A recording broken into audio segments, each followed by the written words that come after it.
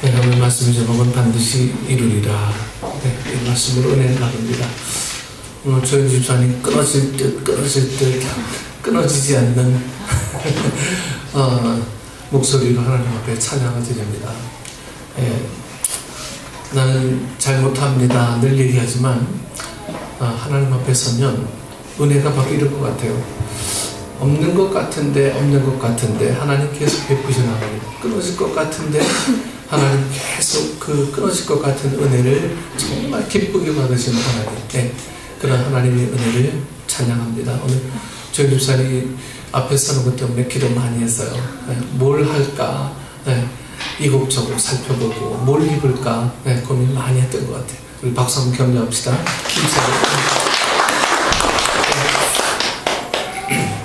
저도 이민 생활을 10년 넘게 했습니다.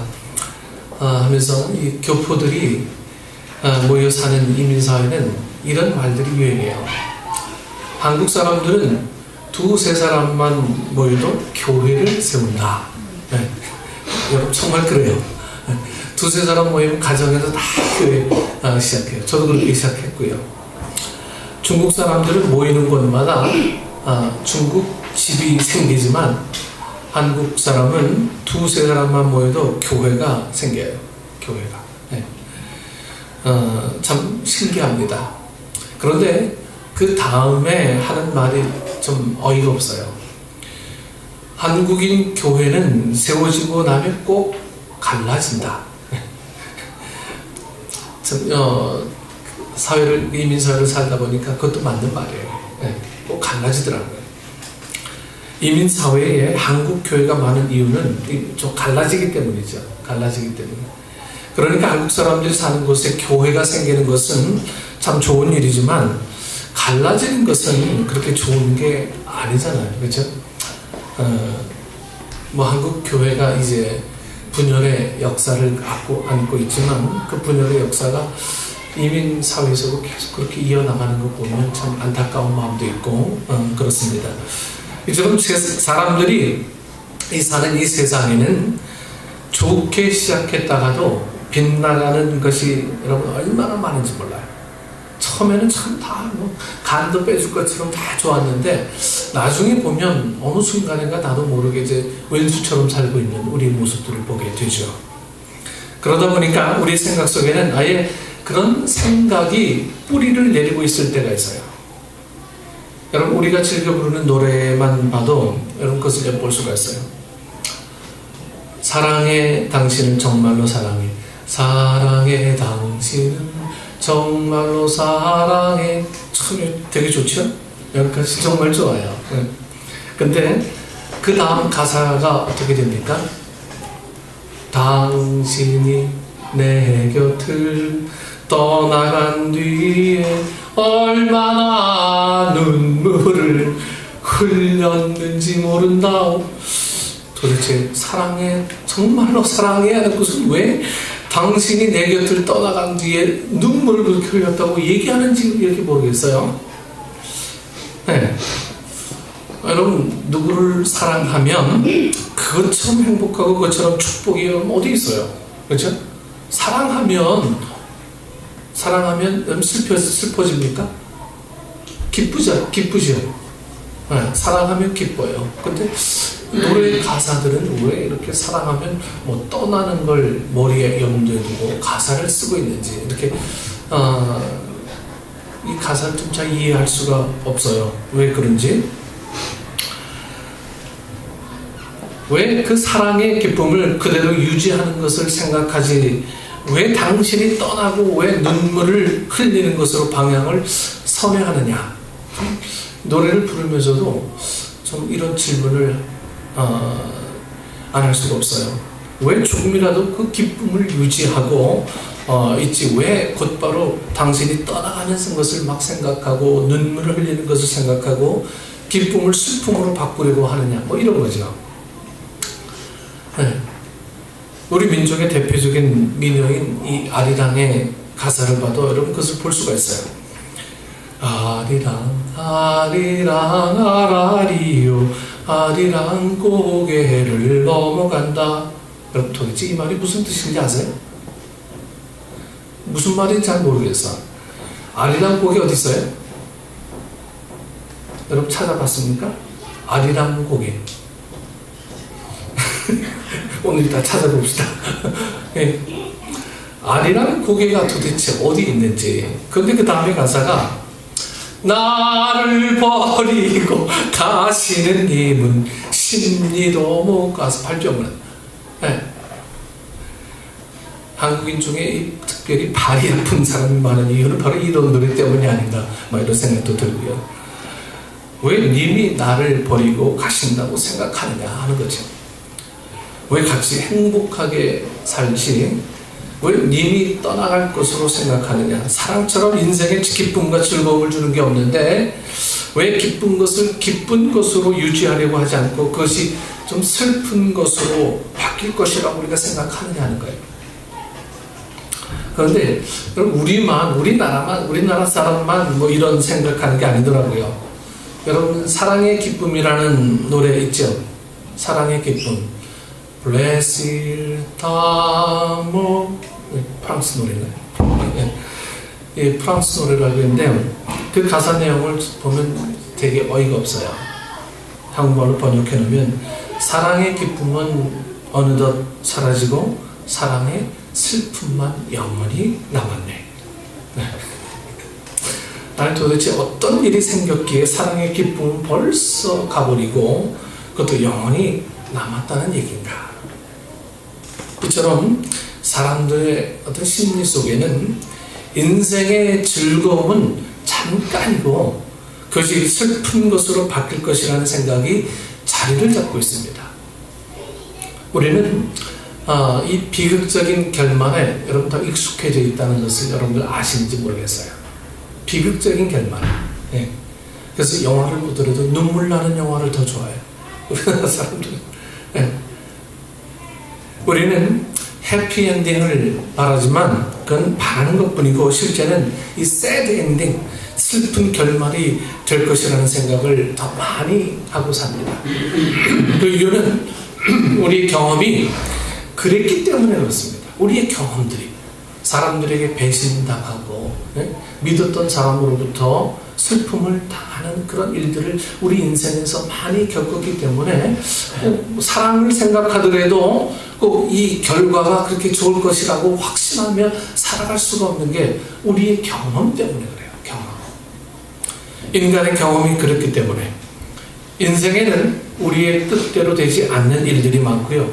우리의 소원대로 이루어지지 않는 것들이 많고 그러므로 우리는 여러분 실망에 익숙하고 이별이라는 것을 두려워합니다. 이별이라는 것을요.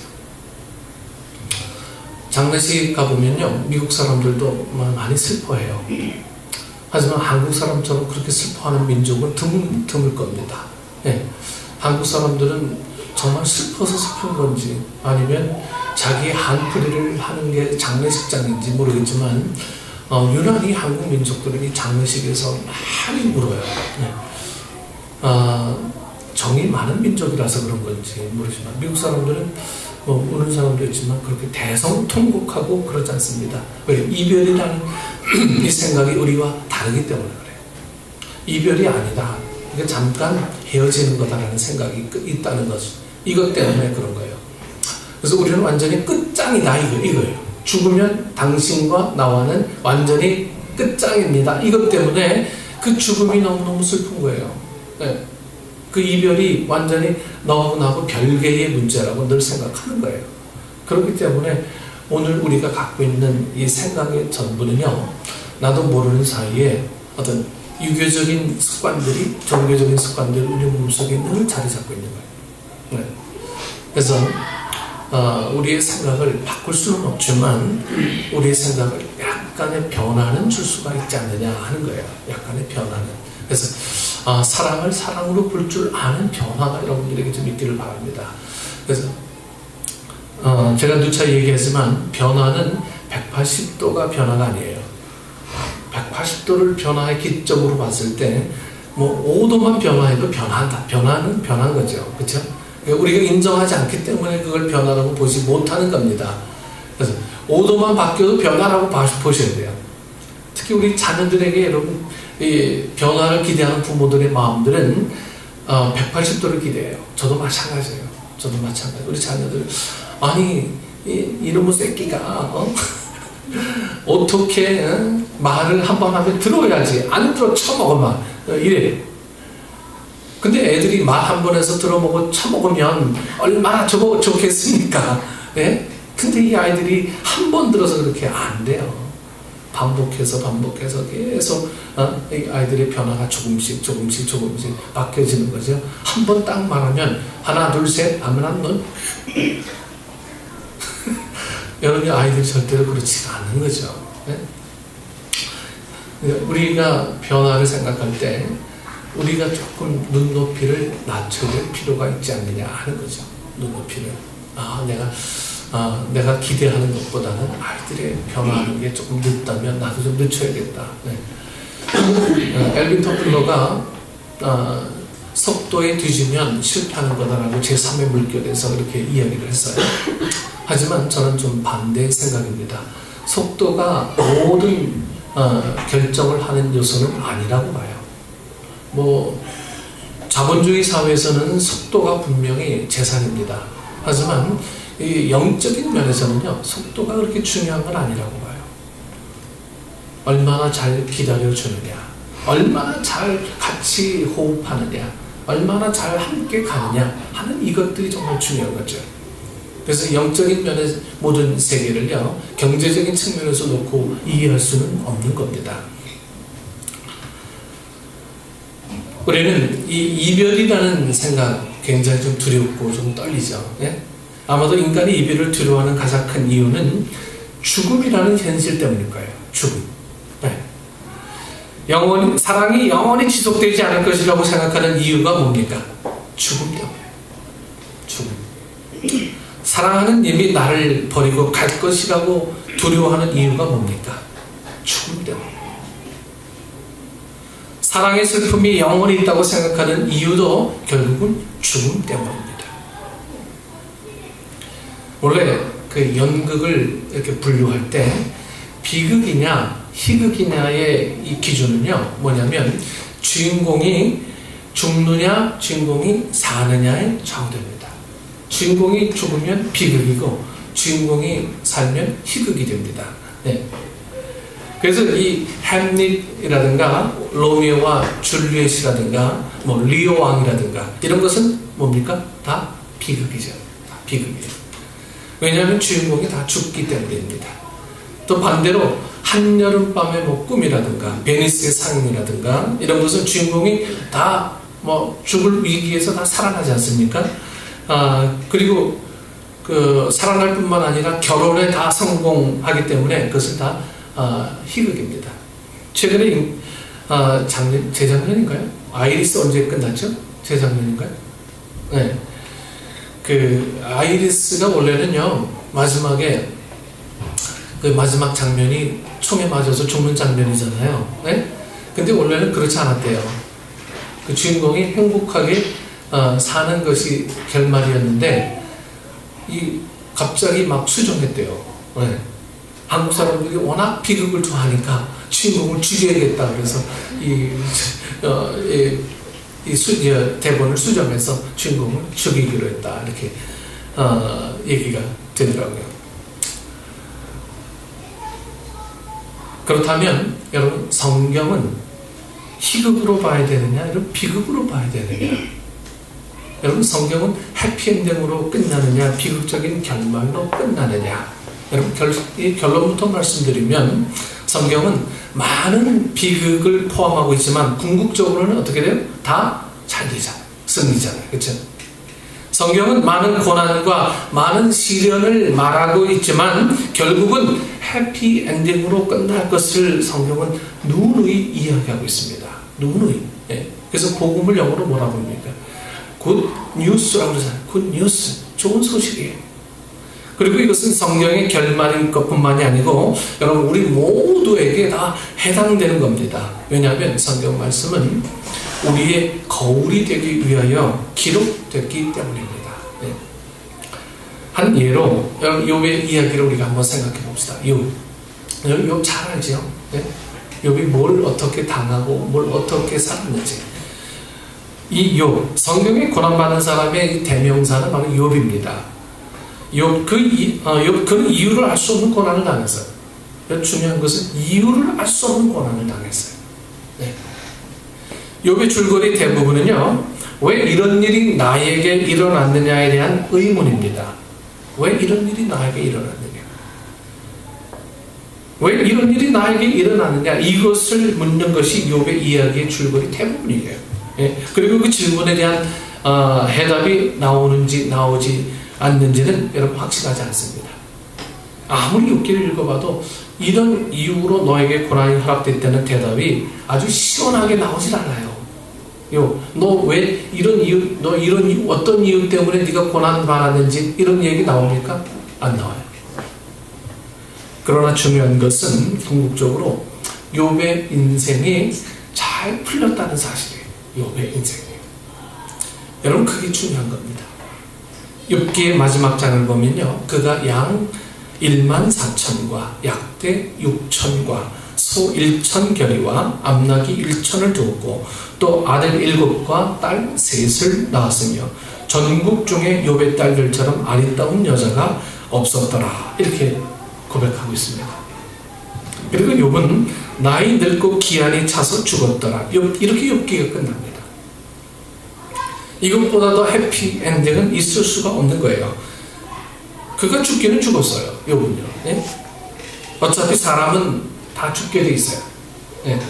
그러나 나이가 많이 들고 기한이 차서 죽으면 여러분 여한이 없는 거예요. 우리가 두려워하는 것은 내 기한이 차기 전에 죽는 게 두려운 거죠. 네? 내게 주어진 시간이 원래 주어진 것보다 일찍 문을 닫아버리는 것을 우리는 굉장히 두려워합니다.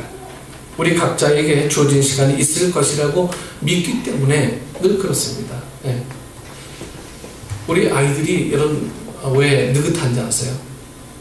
내게 남아있는 시간이 아직도 많기 때문에 그렇습니다. 이렇게 느긋한 거예요. 네. 여러분, 시간은 여러분의 소유가 아닙니다. 그래서 예수님을 이해할 때 시간의 소유이신 주님을 명백하게 고백할 줄 알아야 돼요. 시간이 내 것이 아니구나. 시간은 하나님의 어떤 피조물이구나. 하나님의 창조물. 하나님께서 창조하셨고요. 그래서 그 시간을 내 것으로 여기는 사람들은 하나님의 온전하심을 이해할 수가 없어요. 온전하심을요. 여러분, 예수님의 예를 들어봅시다. 예수님도 여러분 고난을 많이 받으셨어요. 예수님은 이 세상의 영광을 누리지 않으셨고, 예수님은 어떤 집이나 직분을 얻지 않으셨고, 예수님은 어떤 조직을 만들지 않으셨고, 당신의 조직의 힘을 빌어서 당신의 힘을 키우려고 하지 않았습니다. 예수님은 여러분 결혼하지 않았고요, 자식을 낳지 않았고요, 소유를 갖지 않았고, 젊은 33살의 나이에 십자가에 달려 죽으셨습니다.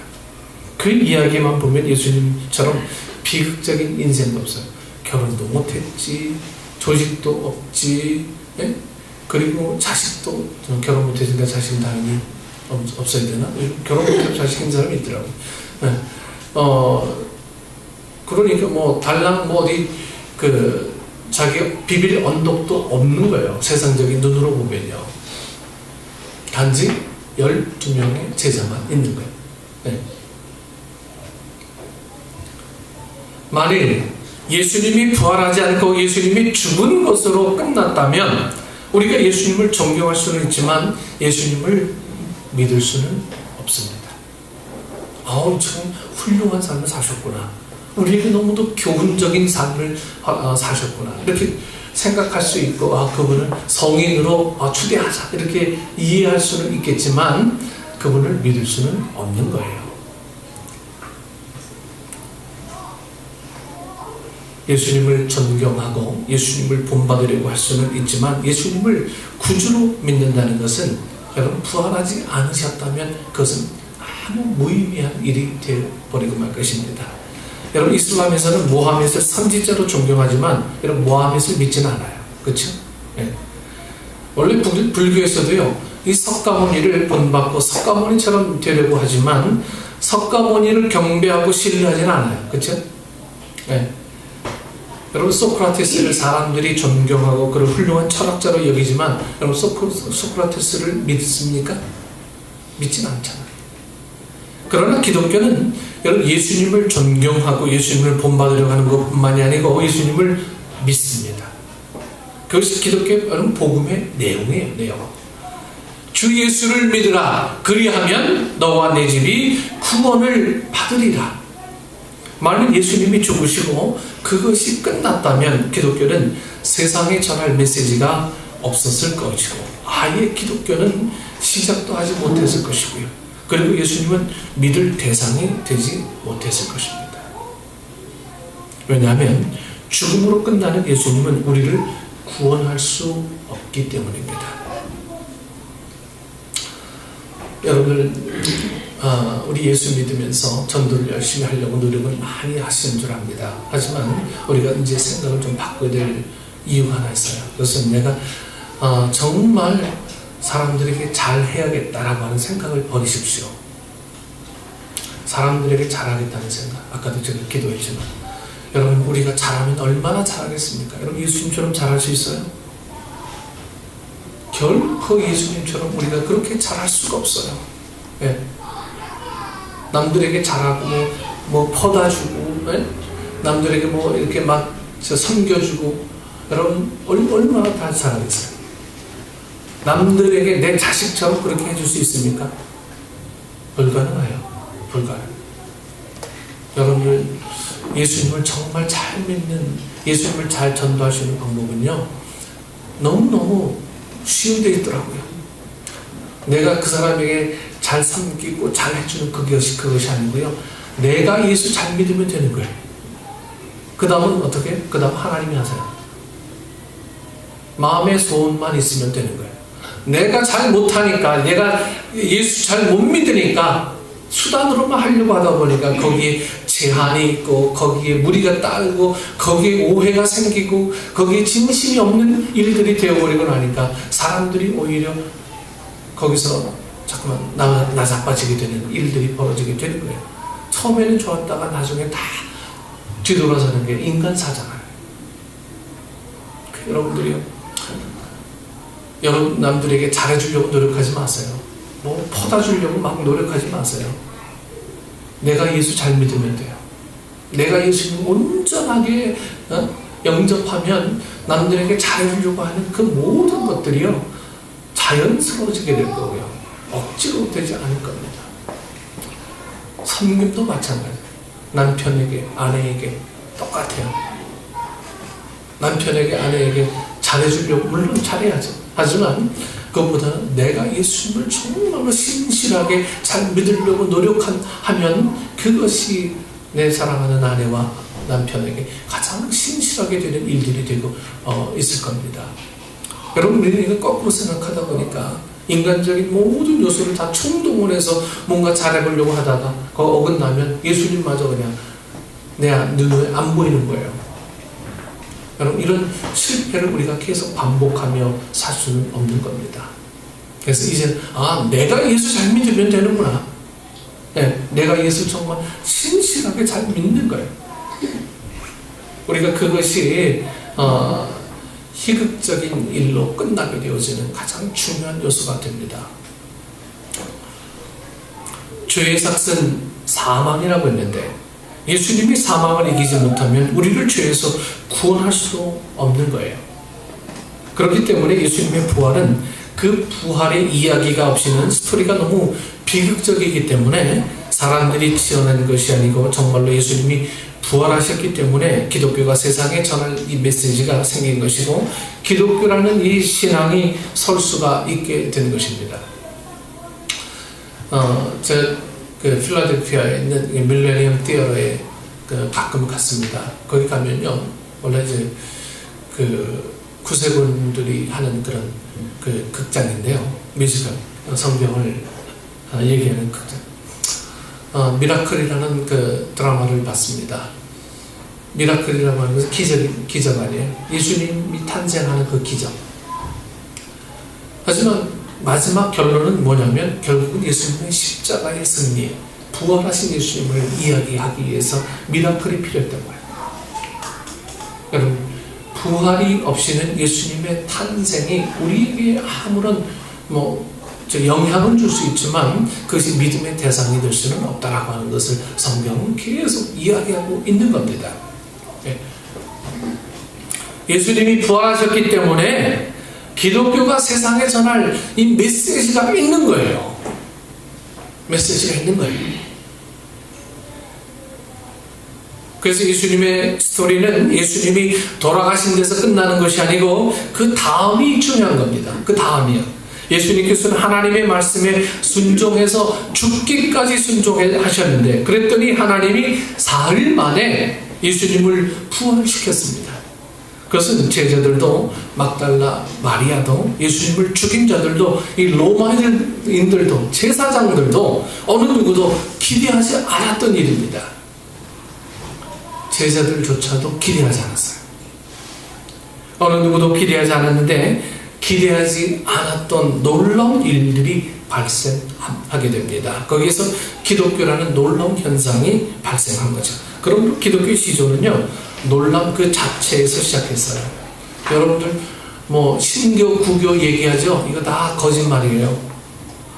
구교는 천주교, 신교는 기독교, 천만의 말씀이에요. 예수님을 믿는 우리가 이미 구교죠. 그렇죠?